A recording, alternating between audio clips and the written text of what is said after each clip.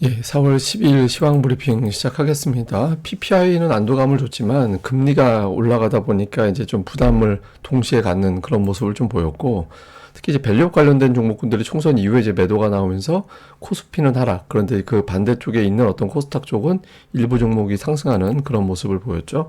그리고 특히 이제 오늘 환율이 급등을 했는데, 환율이 올라가면 기계적으로 외국인들은 선물을 팔게 됩니다. 선물 팔게 되면 대형주가 빠지니까 오늘 코스피가 상대적으로 약했잖아요. 그러니까 이런 어떤 요인으로 작동을 했고요. 특징적으로는 이제 미국에서 반도체주들 올라가고 또 그 외에 이제 재료들이 더해지면서 반도체주들이 상대적으로 강세를 보이는 그런 모습을 보였습니다. 뭐 재료를 보면 PPI는 안도감을 주긴 했죠. 예상했던 것보다 조금 낮게 나왔기 때문에 생산자 물가 지수가 좀 안도감을 주면 이거 3개월 후에 소비자 물가도 좀 안정되지 않을까 이런 기대감이 있었죠. 그래서 해외 쪽에서 넘어온 재료는 나쁘진 않았어요. 근데 문제는 뭐냐면 금리가 안 빠졌습니다. 그러니까 저 생산자 물가 지수가 예상보다 낮게 나왔다. 그러면은 금리가 떨어져 줘야 되는데 이게 안 빠졌죠. 뭐 미국 국채 발행 일정이 좀 이어지는 주간이다 보니까 이제 30년물 국채 발행 금리가 어떻게 됐나 투자자들이 봤는데 그 전 발행 때보다 0.3%포인트나 높게 발행이 되니까 이제 금리 떨어지는 게 아니구나 이렇게 이제 걱정을 했고, 그다음에 뭐 연준 인사들의 발언들, 그다음에 이제 또 미국의 재정 적자가 1조 달러를 넘겼다 벌써, 뭐 이런 내용들이 지금 보도가 되면서 금리가 상승했고, 이 상승하다 보니까 시장이 시원스럽게 올라가기에는 뭔가 좀 걸리는 게 있으니까 올라갈 때 매도 물량이 계속해서 나오는 그런 계기로 작동을 했죠. 그래서 미국 PPI 나올 때 금리가 이렇게 뚝 떨어졌었는데 그 다음에 이제 올라가고 하면서 뭐 등락이 굉장히 컸는데 결과적으로는 이제 금리가 이제 상승하는 소폭이긴 하지만 상승하는 모습을 보였고, 이게 이제 시장이 미증시 상승에도 불구하고 시원스럽게 올라가지 못하고 오히려 매도가 나오는 그런 이유로 작동을 했습니다. 그나마 이제 시장을 지탱시켜준 건 반도체인데 마이크론 테크놀로지가 4%나 올라가면서 초반에 SK하이닉스가 초반에 19만 원 돌파하는 그런 움직임이 나왔죠. 뭐 뉴스들이 AI 관련된 뉴스들이 계속 나왔잖아요. 뭐 애플이 맥라인 전면적으로 개편한다.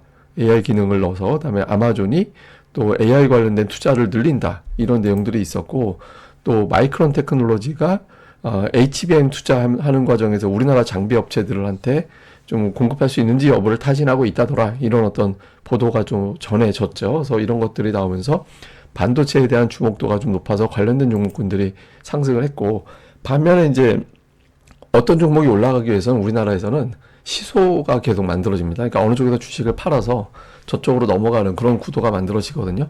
그 내려가는 쪽의 시소가 밸류업이 된 거예요.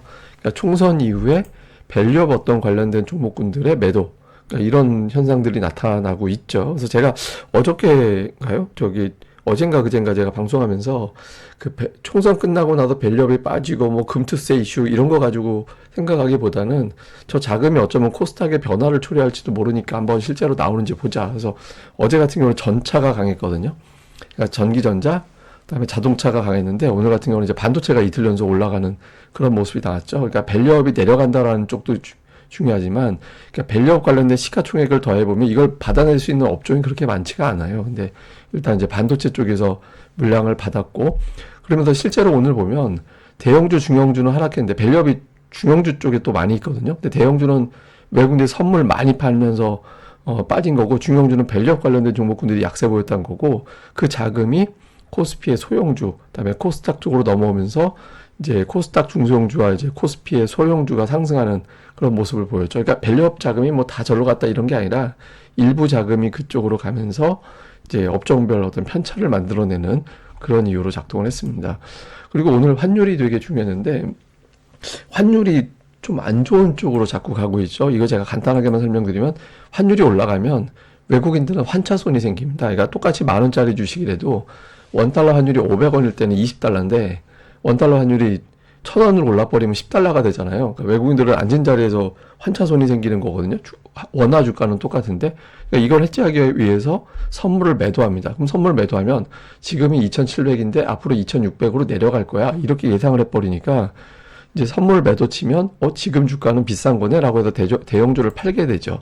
그럼 대형주 파니까 지수는 빠지게 되는 거고, 그러니까 환율이 올라가면 좀 증시가 올라가기에는 사실은 쉽지 않은 그런 구도가 되거든요. 근데 오늘 환율 관련된 환율에 영향을 줄 수 있는 뉴스가 되게 많았어요. 해외 쪽에서는 ECB에서는 6월에 금리 내린다라고 하고, 미국은 당초 6월까지로 기대했다가 지금 9월, 뭐 12월 이렇게 얘기 나오잖아요.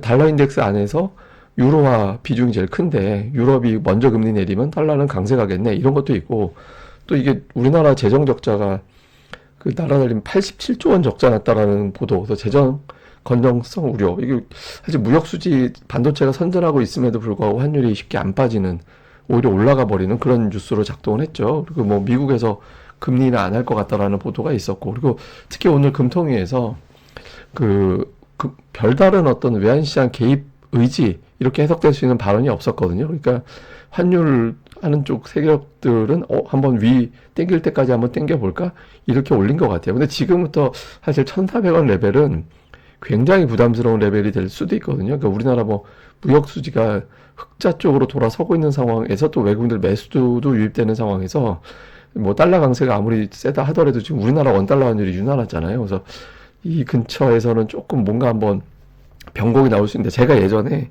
그 FX라는 외환 선물을 공부하고 실제로 거기에 트레이딩을 되게 한 적도 있었거든요. 근데 그때 제가 사부한테 배운 게 뭐냐면, 뭐 사부라고 하면 이제 그 증권사의 외환 선물팀에 있었던 분입니다. 근데 그분이 그 얘기를 하더라고요. 그러니까 환율이 올라갈 때 내가 피크 찍었어라고 해서 쳐올리는 그런 과정이 나오게 된다. 그때 과격하게 올라가는 때가 나오는데 그때가 변곡이 된다, 이런 얘기를 해주시더라고요. 근데 지금이 그 단계인지는 알 수는 없는데 조금 의심도 되기 시작하는 것 같긴 합니다.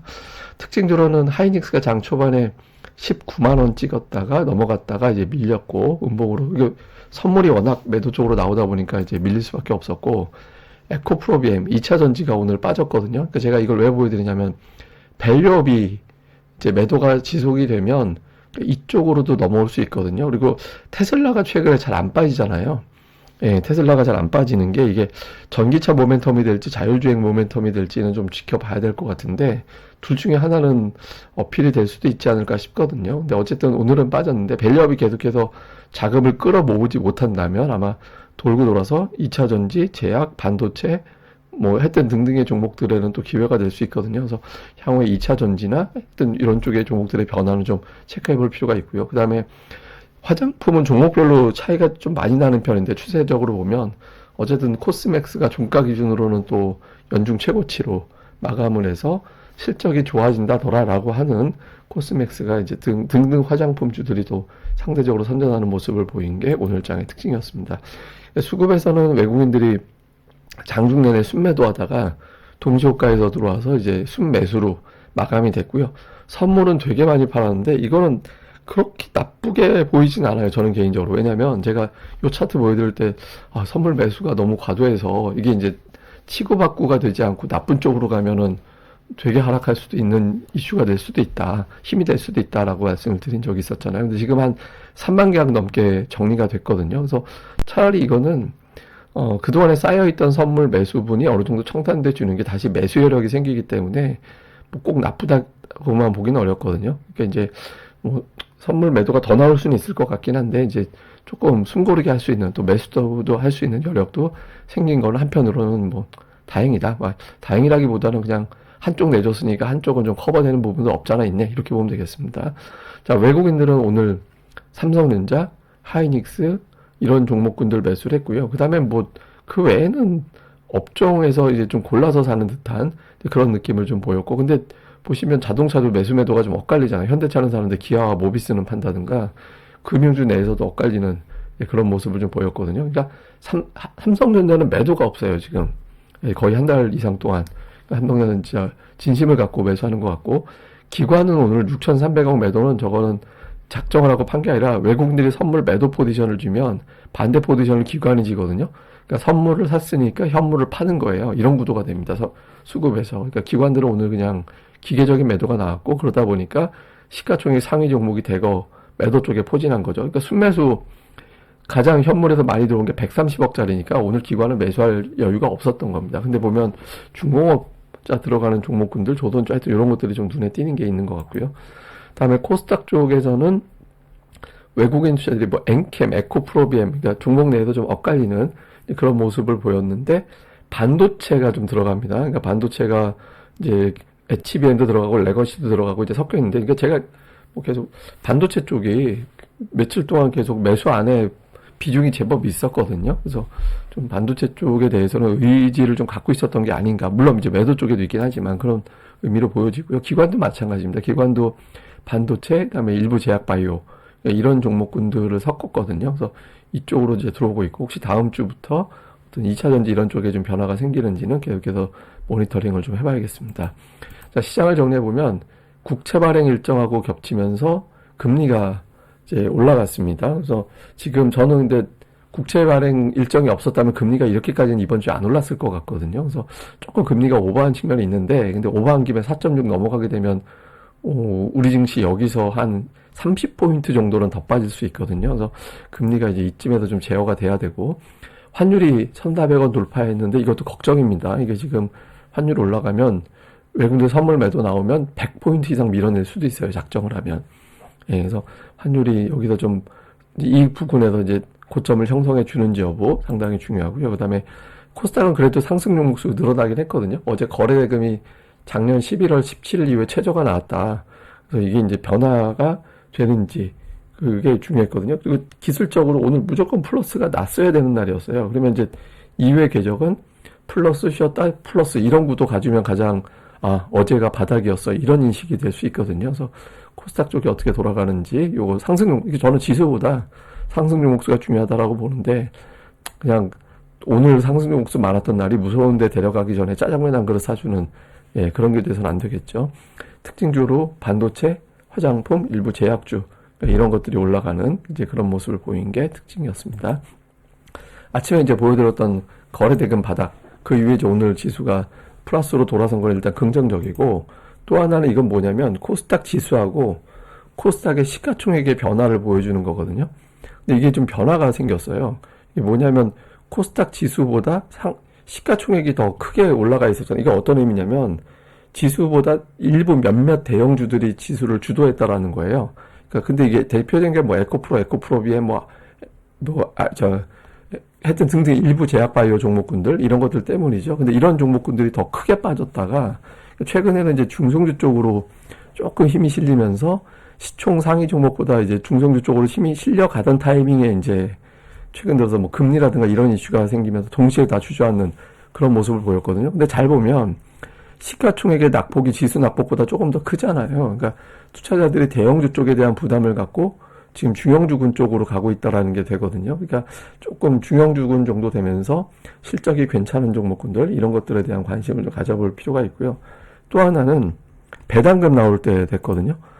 배당금 나올 때 배당금 받는 어느 며칠 날 제가 이거 따로 방송 한번 만들어 드릴게요. 배당금 날짜 세이브로 들어가서 주식 메뉴 누르고 여기 들어가신 다음에 주식의 메뉴를 들어간 다음에 주식 권리 일정 들어가고 여기에 이제 대금 지급 일정 요거 들어간 다음에 여기다 종목명하고 조회 기간을 한 5월 10일 정도까지 확대해서 조회 딱 누르시면 본인이 갖고 계신 종목 배당 지급일이 언제인지 나오게 되거든요. 그래서 좀 배당이 들어올 때라서 중성주 쪽에 수급이 조금 개선되는 그런 움직임이 나올 수 있거든요. 그래서 그런 어떤 변화들이 생기는지 그런 것들도 좀 주목해 봐야 될 것 같습니다. 그럼 또 오늘 하루 또 잘 보내시고요. 저는 또 다음에 뵙겠습니다. 이 방송 구독하기와 좋아요 많이 부탁드립니다. 감사합니다.